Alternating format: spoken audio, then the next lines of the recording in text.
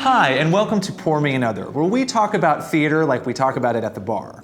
I'm Mark Blankenship, the editor of TDF Stages. And I'm Ben Coleman, the literary supervisor of Samuel French. And today, we're going to be talking about The Flick.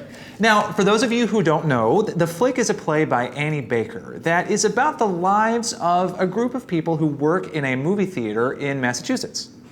So The Flick began at Playwrights Horizons in New York City up on 42nd Street in 2013, and then went on to win the Pulitzer Prize for Drama, not too bad, in 2014. And now the Playwrights Horizons production has been remounted and is playing currently at the Barrow Street Theatre in the West Village. And am I correct in saying that we have both seen both productions of The Flick? We have. We're four-time Flicksters? So that adds up to about 14 collective hours of seeing The Flick between the two of us. Yes, because famously, The Flick is a very long play. 3:15 with an intermission. But one of the things that makes that play, to me, so great is the length, because there is something very important, I think, about the play taking so much time. It makes me, at least, feel like I have to reconsider what action is in a play. Yeah. Well, because so much of The Flick, I feel like it's all so mundane in a wonderful way. So it's deceptive in that way. It is deceptive, and it's so beautiful by the end of the play when you realize that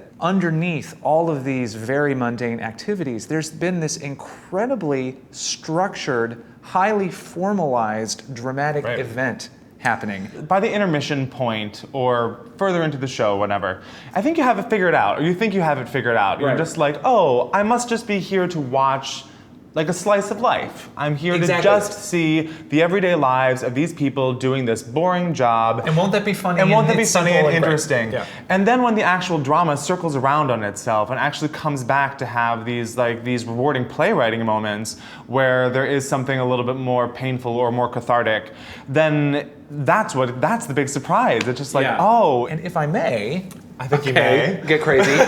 One of the reasons it's so moving is because it is saying, look at your own life. Our own lives are filled with things that don't seem like they have any particular meaning, but if you just look at them a little bit differently, you realize that you've been laying the foundation for these incredibly moving, meaningful things in your life all along. The thing that you said 2 weeks ago, the thing that you did this morning may have felt meaningless to you at the time, but in actuality, it was creating an entire structure around your life that was important. And if you can just give yourself permission to look at it, then you can see how much is changing right now because of some stupid thing that happened last week.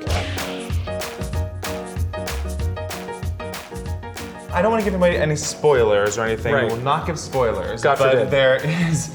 There's a moment in the play toward the end when an event happens and it really calls into question the friendship of these three people. It has to do with all of the financial hardships and the difficulties of being in a position like that where you're probably making, minimum wage. These are people who are complicated and who have all these things wrapped up inside of them, but these are their given circumstances in the life that they have and how they have to, make ends meet to be able to get out of bed every morning and be able to, hold down a job and pay their rent. And it's exciting again because, like you said, in the first half of the play, you might not even notice any of that. You might seriously just be laughing at the cool little funny things that you know that everybody does.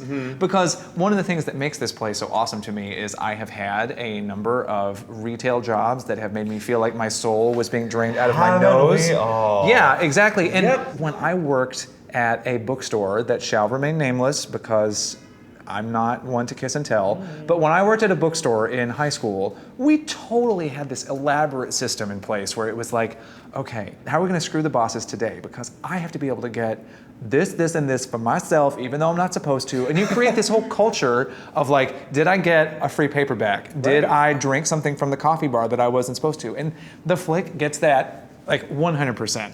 So being able to just enjoy the play on that level, also great. Yeah. Which I guess is, when you add it all up, is the 2014 Pulitzer Prize winner. Yeah, exactly.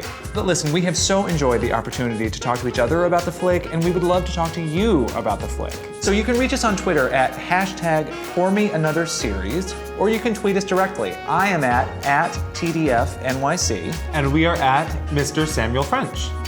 And I think that now, oh, well, first, let me just be. You have to pour me another, Mark. I do, because you know what? We're collaborators, and see, these are the little moments that make our life so meaningful. Exactly. So with that, it has been a pleasure, as always. As always. Audra McDonald. To Helen Mirren. Yes, we can.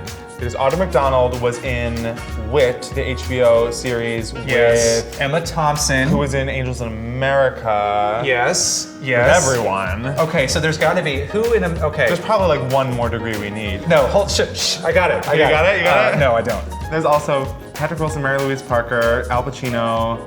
Meryl Streep's in that movie. Yes. Wait. Okay, Emma Thompson to Meryl Streep in Angels in America.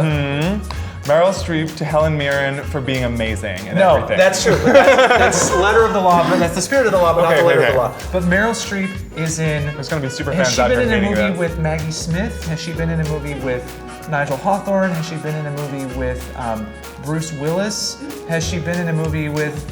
Yes, Death Becomes Her. Meryl Streep in Death Becomes Her with Bruce Willis, and then Bruce Willis was in Red with Helen Mirren. Yes!